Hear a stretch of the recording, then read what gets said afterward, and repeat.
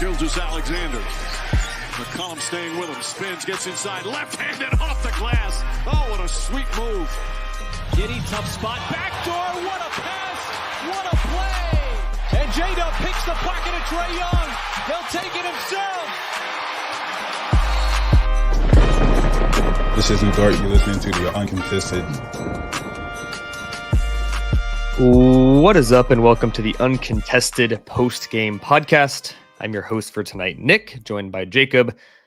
As the Thunder beat the Grizzlies by a final score of 116-97, we are proudly part of the Blue Wire Podcast Network. And if you don't already, if you're a new listener, checking out YouTube, checking out the podcast, make sure to subscribe so you get notified anytime we put up a new show. Occasionally, like we did late last week, we will occasionally drop some bonus pods that may not go on the feed. So make sure that you're tuning into those, getting notifications on any new shows. Jacob, how's it going? It is going, Nick. We missed you last night on the weekly show, but I get to spend my quality time with Nick here tonight after a blowout. So all is well. Yeah, I did watch the show when I got home last night late, and I appreciate the early shout out. Even if it was a dig at me, I appreciate you thinking about me. Always. Yes. As you mentioned, tonight was a blowout. The final score may not have reflected it. It was kind of similar to some of the other blowouts we've seen this year, where Oklahoma City will be up 40 points, 35 points, 30 points, and they'll end up winning by somewhere between 12 and 19 like it was tonight. So again, the final box score was 116-97. It was not that close at all. We saw primarily a fourth quarter, especially the second half of the fourth quarter, in which none of the starters played. G.G. Jackson and the Memphis Hustle did get back into the game a little bit. Ultimately a good win, though. And that brings me to my first theme, which is beating the bad team is actually a good sign. I think it'd be really easy to say a game like this against Memphis, a game like last week against Utah, oh, it's just the Grizzlies, it's just the Jazz. But frankly, those games can be equally as impressive when you take care of business and win big. And if you followed the Thunder for long enough, if you followed any NBA team for long enough, even at your pinnacle, when you're at your best, you're a contender, you're a top 3 or 4 seed in your conference, there's always games where you go into the game thinking this is an easy win, ends up not being an easy win. It's either a close game that goes down to the wire, gives you anxiety, or you lose some of these games. And we've seen that a ton from Thunder teams in the past. This season, I can't think of a loss that was like, man, that was a bad team. That they have let up some comebacks. They have lost some games late they probably shouldn't have, or games they had a chance to win and miss shots like we saw in Sacramento last week. But they've taken care of business, and that's a positive sign for me. I think people point to winning the big games like Denver, and those are bigger games, to be clear. Like the Denver win was much more impressive than tonight. But I put a lot of value and a lot of weight in these types of wins, Jacob. What were your thoughts on this game and maybe some of the other wins this season in which the Thunder beat teams they should have? I think you're spot on, Nick. And I think when you break it down to a much more like basic, like fundamental level, what it is when you play teams that are as good or better than you, you'll win some, you'll lose some. But a measuring stick is like, can we consistently beat certain teams? And if you can, that proves that you're better than them, right? Basketball is a game of variance to a degree. That Sacramento game is a great example. Thunder just couldn't hit shots. But there's also a lot of stuff that's not about variance. Execution, right? Making the right play, playing hard. The Thunder have, I think, proven up to this point now, I don't think it's a question anymore, that they are a top half team in this league very easily. Yep. Because the teams that are worse than them, they consistently beat. Now, there's some variance there. You lose one every now and then. But if they were like 500 against bad teams and then, maybe 500 against good teams, I would say there's a lot of noise and a lot of variance in those statistics. Yep. But when you're consistently beating teams like the Grizzlies, like I'm trying to think of the Cavaliers, they've beaten twice this year. Utah, even to an extent like the Lakers. Yeah. You're consistently beating these teams. It's just showing, hey, we are a better team than these other ones. And then you split with the teams that are on your level. Yeah. which are the Sacramentos, the Denvers, the Philadelphia 76ers, etc. Right? I think when you break it down to very simple terms, the Thunder are just proving, hey, we are a better team than 20 other teams in the league. Yeah. No, I think you're going to lose games to teams you shouldn't. But if you, for the most part, take care of business against those teams, you're better than. Like you said, split most of the others. Like if you go 500 against teams that are playoff teams and mostly beat the teams that are not, you get a 51 season. 45, 50 wins. Yep, easy. That's really as simple as it is. I'm going to list out some of the losses this season. I know we're kind of diverting from the game a little bit, but just to conceptualize. Lost to the Nuggets at home. That was a blowout. That was early in the season. I think this team's grown a lot. You talked about this last night. Pelicans lost by 4. That was a game they should have won. Let them come back and win late. Golden State in that one. Up big. Golden State, the very next game, that was the Draymond Green net game. I think that's one of those misfortune games. It could have gone either way. No SGA in that one. No SGA in that one. Sacramento lost by 8 in Sacramento back in early November. Went on a long win streak. You come back, you lose back-to-back to the Sixers, who are arguably the best team in the NBA, who did lose tonight to the Bulls, but had like a plus 160-something point differential over their past 5. You lose that game by 4. You turn around, you lose to the Timberwolves, best team in the West, by 3. You lose to the Rockets by 9. That's a game they just played horrible. You just have those games during the season. Oklahoma City is a better team. And then you lose to the Kings a couple nights ago by 5 points in a game that you could have won if you had open shots. So, like, if you look at this team's resume to put a bow on the beating the bad teams and being impressive, other than the early Nuggets game, like, there's not a real big blemish on this team's resume. They're all competitive. Yeah. They're all competitive. And like you said, we talked about it last night, but that first Denver game was an ass whooping. And then they come back and they win in Denver the next time they play them. The growth is tangible. Like, you can see it. Yeah. You can very clearly see it. Yeah. You love to see it. I think it's a culture thing too. Just, you don't play down to your level of competition. You come in and take care of business. And that's what they did tonight. They continually preach this 0-0 mentality and going into each day and not worrying about what's coming up the next day, not worried about what's behind you, just focusing on your task that day. Chet even mentioned it in the post-game, like, walk-off interview with Nick Gallo. You know, we put that game behind us. We came in, we focused on this game tonight. We'll focus on practice the next 2 days. And then on Thursday, we'll focus on that game. And they all say it, but it's very clear that they are walking the walk as well as talking the talk. Yep. Yeah. And speaking of Chet, I think that's another obvious theme tonight. Oh, man. The dude has 15 blocks in the past 2 games, which is like 50-something minutes, like just over a 48-minute game. I have a stat from our guy, Derek Parker, DP. Let's hear it. Last 7 contests, Chet is averaging 4.7 blocks a game. Oh my God. That's almost 10% of the season. That's insane. The dude. That is insane. This is maybe a far out take, tinfoil hat. Ever since Wemby started to play better and getting back the hype and rookie of the years being shifted back towards him, Chet's been balling. I don't know if there's any correlation, but that dude's been balling of late. There might be. No, I don't think there really is. There was a stat I was wanting to find here.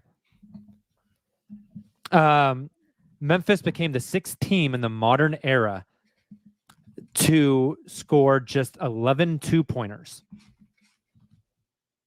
That's from our guy, Joel. Say that Lorenzi. one again. Say that one again. Okay. Memphis became the 6th team in the modern NBA era to score 11 or less 2-pointers. In the whole game? They had 11 2-point baskets. Oh my gosh. The Chet effect, my friend. That is Chet effect. Something. I don't know if you feel this way, Nick. Starting with that Sacramento game, there's just something different about him. Yeah.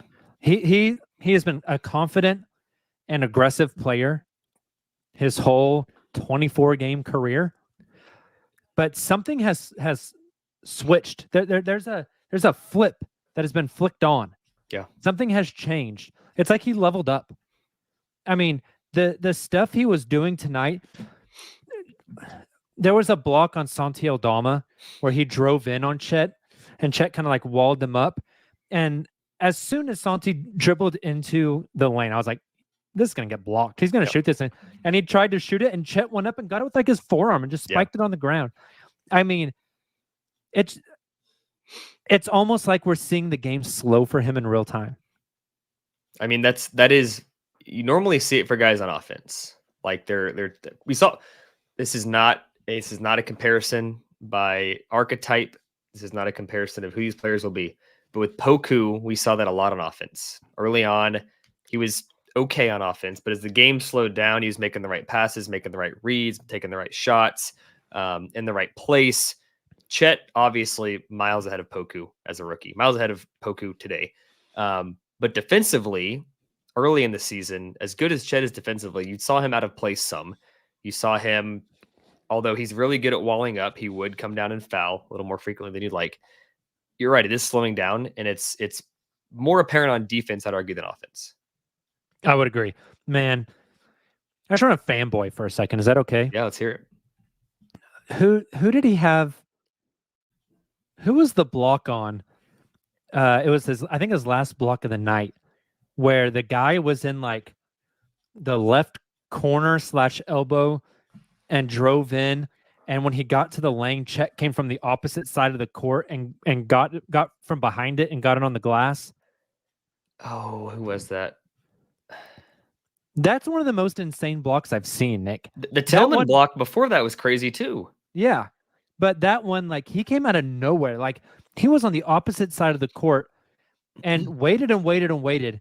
And the ground he covered to get to that shot was just absurd. Like, and that's what I'm talking about, like the game slowing. Like, he saw it and he went and got it. And it's just like, my God, dude. It's insane. Have you changed tunes at all on there's the whole conversation about Chet as the 5 or Chet as a 4 next to a bigger guy that plays 5 that could actually defend the traditional center. I think the argument there is if you have a traditional 5 or a big next to Chet, he can roam more. And we've seen a lot of these crazy blocks have been like weak side, help side. We saw it against Denver. Have you changed tunes at all on your viewpoint of where Chet fits long-term in a lineup? It's a great question. I don't know if I've completely changed tune. I think he still is going to play center at the end of the day. The 2 big lineup was great against Denver, but whenever it was nut up or shut up time, Chet was the big on the floor. Yeah. Right. But some of the 2 big lineups are really nice. Yeah. And I wouldn't be surprised if you see Chet maybe switch over to the 4 at certain points in games with another big. But I think at the end of the day, he will be the center on the court when the game matters. Yeah. And I still think if they made a move, it would be for a bigger 4 and not a traditional 5. I agree. I'm completely with you. Before we move on to some other themes, let's take a quick break. Before we do, I want to plug our brand new hats that our guy Justin Peabody cooked up on Cotton Bureau. I'm wearing one here. I don't know if you can see it. Navy blue. It looks insane. Looks incredible. Also got the black with the simple uncontested with the lightning bolt. There's a ton of colors, ton of designs. You can get these in the trucker with the rope hat. You can get them in the dad hat style. You can get them in snapbacks. So a whole bunch of different gear and merch on Cotton Bureau, even outside of shirts and sweatshirts. And I guess we still sell onesies. I don't know. I remember that ad from a long time ago. I think there are still onesies on there. The hats take a little bit longer to ship, but if you are looking for a shirt or a hoodie or a sweatshirt, they can still get here before Christmas. Yeah. So if you're buying for a Thunder fan, if you are a Thunder fan needing to give somebody a gift idea, I just linked the Cotton Bureau store in the chat here tonight. Go snag some stuff. I just got my Chettysburg hoodie. Thing is sick. Remarkable. It is beautiful. It is. All right, let's take a quick break. We will be right back. And we are back. Jacob, I want to flip it to you. I've given the first 2 themes that I saw. I want your take. Anything we haven't talked about yet? We're already about 15 minutes, so we're getting towards the end. Anything that sticks out that you wanted to make sure we covered on tonight's pod? I mean, there's a lot. Let's go with a player, J-Dub. 10 points, 4 rebounds, 5 assists, 2 steals, 1 block, 3 and 9 from the field. Maybe played the most aggressive start to a game I've ever seen from him. I mean, he was playing with his hair on fire. Mm-hmm. And he was tasked with guarding Jaren Jackson Jr., who is significantly larger than J-Dub. Not just tall, but like built. He's a dude. He's big. Is. And J-Dub had that assignment tonight. Coming into this game, Jaren Jackson Jr., 2 of his last 3, he's had 40 plus. Been balling, dude. Tonight, Triple J goes 11 points, 3 of 7 from the field, 1 of 4 from 3, 5 rebounds, 1 assist, 1 steal. And one, now that's not getting crossed bad by Shai. Oh my God, that snatchback sent him to the shadow realm. That's not all on Dub, but a lot of it is. Yeah. And he plays so big. He plays so good. So I just thought the defense as a whole, I mean, they gave up, Nick, 13 points in that third quarter. Yeah. 13 points. Like, if it's not scrub time in the fourth quarter and Memphis doesn't score 31, if they score, say, like 27, you're looking at a 93-point game from them. Yeah. Where they made 11 two-pointers, and that's it. That's insane. There's the Thunder defense. I think it's really starting to find its footing. That was a big takeaway for me, was just the defensive performance from this team, especially coming off the emotional high of that Denver game. Yeah, and I think Lou gets a lot of credit for being super strong, and he is. Like, Lou is a linebacker playing basketball. I don't think Dub gets enough credit for what he's actually able to do, especially on the defensive end. I know he's got the long arms, but he's only, like, depending on the site you look at or the measurements you look at, 6'6" is probably the tallest he's ever listed. He's listed 6'5" a lot of places, which is not big. Even for a modern guard, 6'5" is not that big. Yeah. For a wing, that's certainly small. And for a power forward, that's very small. And we've seen him guard Wemby. We've seen him guard Triple J. We've seen him guard point guards. We've seen him guard everybody this season. And that speaks to his defensive versatility, his quick feet, his length, and then his strength. Like, their strength is a big part. I don't care how long you are. Triple J is not an easy assignment. Yeah. It's just very, very impressive. Triple J can go out to the perimeter. He can work in the paint. Super impressive stuff from him. I still think, Kaysen too, didn't stuff the box score tonight with a whole bunch of stocks or deflections or anything like that, but the dude just gets after it. Yeah. And I think that... And imagine him with another offseason when he gets a chance to add some muscle. Yeah. The Thunder mold, we talk about this all the time. There'll be a clip of some draft prospect, and we'll talk about it in Slack as it's a Thunder guy. Simply put, like, a Thunder guy is somebody that is a team player, can pass, dribble, shoot, is not a ball stopper, and can defend. Like, there's how many players on this team, Jacob, are you like, I'm not comfortable with this guy defending, or like, this guy might be barbecue chicken? I know against like a superstar player, everybody's barbecue chicken. Yeah. But how many guys on this roster, top to bottom, are you like, man, I'm not comfortable with him playing defense? There's not a lot. And I think the thing is, they all just give a shit.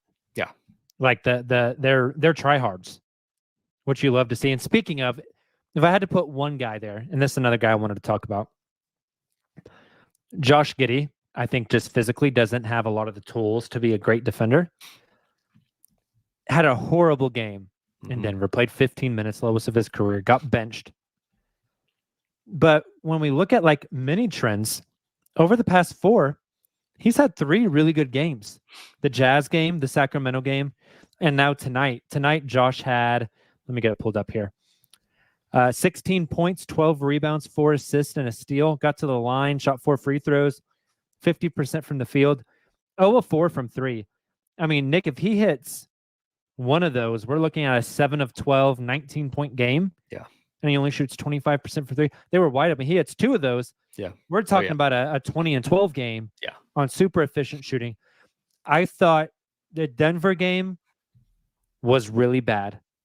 I thought it was very encouraging to see him tonight get back to what he looked like in Sacramento, which was a dude that plays really, really hard, is in the right places defensively, is crashing the glass, and is just finding opportunities. Yeah. The finishing at the rim has gotten better. He's cutting better.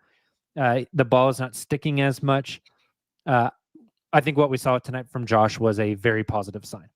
Yeah, I don't think you can compare this directly, but I do feel like you almost have to treat Josh in this role as a rookie in terms of expectations. We've talked about this before. He's playing a completely different role by design. Like even before he had the slow start to the season and the off-court stuff, like he was very clearly playing a different role. Like he went from last year, he was the for sure number 2 guy. Like I think if you listen to any pod last year, we're talking about Shai and Josh and their fit, and like maybe Dub could be the number 2 someday, but it was very clearly a Josh and Shai 1-2 punch. He's now very clearly the 4 or 5. That's a hard role. And it's just like any rookie coming into a system or a guy that gets traded in and he's trying to find his footing. It takes time. And the positive thing with Josh is maybe you don't see it consistently or every single night, but there are very clear, like positive signs that Josh is starting to figure things out. He's looking like himself again. And the fact that he's like, I'm 6'8" and I'm a lot bigger than a lot of the guys guarding me. I can just bully them. And that doesn't have to be like a bully layup. Like he can even like use his shoulder and then kind of float back and hit a quick little runner floater. Or thing. just Like, bully enough to where it draws over another defender. Yeah. Yeah. Get somebody to using cheat his a little passing. bit. Like as inefficient as he's been this year, the dude didn't forget how to pass. And last year we were talking about as one of the best passers in the league. So I think it's just figuring out how his strengths can be leveraged. It's going to take time. Totally agree. Nick, before we get out of here, this idea has been floated a little bit, even nationally. Tonight was the first time I let myself start to believe a little bit of Christmas hope. Wow. Chet Holmgren got a chance to make the All-Star game as a rookie. I think we will find out after the break. Okay. We're back. The question Jacob asked, I tried doing the whole like reality TV show and they're about to reveal who wins the game show or the reality show. And they're like, after the break. The question was if he All-Star or Rookie of the Year? All-Star. Can he be an All-Star this year? I think the answer is yes. He could be an All-Star this year. That's not a crazy take. It's not a crazy thought.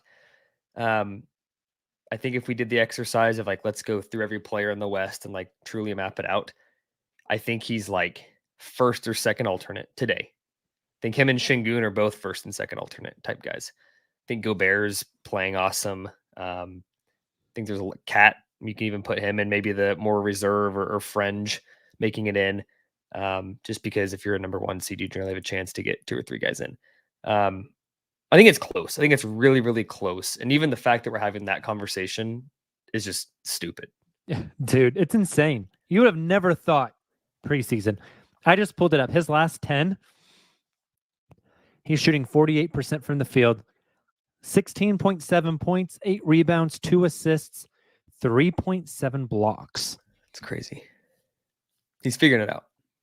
It's literally it's slowing down for him in real time. If a month from now he is still consistently having performances like this, I think I'm pretty sold on him being an All-Star. Yeah. The worry right now is there a dip coming up? And we might have already seen the dip. I mean, the 3-point shooting hasn't been great. Yeah. It's been up and down. I think that's legs, 82-game season, especially coming off a foot injury. Yeah. Legs are going to get you. They're going to get you. Looking forward, for right about 25 minutes, want to wrap this up here. Actually, before I do, one comment. This team has 17 wins now. Is that right? Mm-hmm. I want you to guess. It may not be as crazy as you think. At what point did they earn their 17th win last season? What was the date? You already looked this up? Yeah. I was just about to pull it up. January 6th. Holy God. Why did I shit. choose that date? That's a horrible date. January 5th. It's the 6th. Is it really? Yeah. Yeah. Oh my gosh. Yeah. Yeah. That was the game that they beat the Washington Wizards. That was the game to beat the 127-110 over the Wizards. Correct. At home, because Justin had the post game and he made a joke about the Washington getting overrun on January 6th. Wow. Yeah, you're good. You're good at what you do. This is why you're a podcast host. I can't believe I got that right. That's wild. What makes that even more impressive, though, is that this season started a week late because of FIBA. So if you technically, push that should be like January 13th. So they're almost a month ahead of schedule, following a season where they increased by 16 wins. Yeah. Hey, you're the betting guy on the podcast. Do over-unders change as the season progresses? Yes. What's their over-under at now? Preseason, it was 43.5? I think you're right. I think there was a lot of teams in the West, like 6 teams in the West between like 41.5 and like 45.5. And I know the Thunder were at 43.5 or 43 straight up. This one says 40. This may be old. It says 44.5. There's no way that's still what it is. Where would you put the line now? Now that we're 20 something games in, where would you adjust the line to? They're on a 55 win pace today. I would put it at 47.5. I was going to go 48.5. Okay. Which is nuts. I might take the over too. Like what? Because here's another question. Put betting aside, what % chance would you give the Thunder making the real playoffs, like 1 through 6? I haven't looked at the standings recently and how clumped it is. It's very clumped. But dude, just the way they're playing, like they are 100% a lock to at least be in the play-in. I'd give it like 80% that they're 1 through 6. I want to agree with you. The only thing holding me back is like a loss to the Nuggets the other night would have put them at 6th. I think it was, with how the standings shook out. That's crazy. They've won 2 in a row, so it's like they're a couple games up on 2nd, but it is still very, very early in that respect. And well, speaking of 2 huge ones coming up to close out the week, the red hot Los Angeles Clippers, former Oklahoma City Thunder Los Angeles Clippers, come to town Thursday night. It's going to be a test. It's going to be a really, really fun game. They're playing well. They've got real talent. The matchups in that game are going to be fascinating because that starting unit, you basically have like a big 3. Yeah. And they've got 2 legit. I mean, I know that Zubac has been getting cooked a lot this year. They've got 2 legit big boy 7-footers. Yeah. So Chet has to guard Zubac. Yeah. I mean, J-Dub guards Kawhi. Probably. Do you put Shai on Paul George? Do you put Shai on Harden and let Dort take Paul George? Who's Giddey guard? Russ? Whoever's left over. Russ doesn't start, though, does he? He plays a lot of minutes. Yeah. That's going to be so funny if Russ and Giddey are guarding each other and just daring each other to shoot threes. It's like Thunder past and Thunder present. Just becomes a 3-point shootout between those two. Yeah. I think it's going to be fun. That's going to be a fun game. Lakers after that, too. I think they're mostly healthy right now, but anything can happen with the Lakers. They could be completely hurt. That's the in-season tournament champion, Los Angeles Lakers, Nick. Yeah. Who For got some beat reason, by 20 to the 3-20 San Antonio Spurs. For some reason, they don't scare me this year. I know they've got like LeBron James and Anthony Davis and yada yada yada. But the Thunder, kind of like the Rockets can't beat the Kings, and the Thunder can't beat the Rockets. It feels like the Lakers just really struggle against Oklahoma City for whatever reason. Agreed. It's gonna be a fun rest of the week. It is. I had 2 L's. What did you have for the rest of the week in your? I had 3 dubs. Oh boy! So we're complete opposites here. I hope you're right. I hope I'm completely wrong. We'll see. I think it's gonna split the difference between the two of us. Which you live with. I think that's a great week. If they have a 2-1 week, it's a great week. Very happy. Yeah. Anyways, we will be with you guys Wednesday. Mm-hmm. Be sure to tune in. That's post Clippers. No, Clippers is Thursday. Oh, it's Thursday. So it's pre-Clippers. Okay, so we'll have more.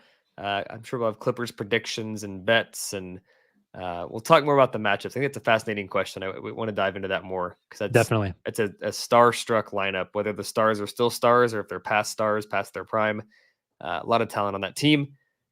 So we'll see you guys Wednesday. Thank you for tuning in, and until next time, Thunder up.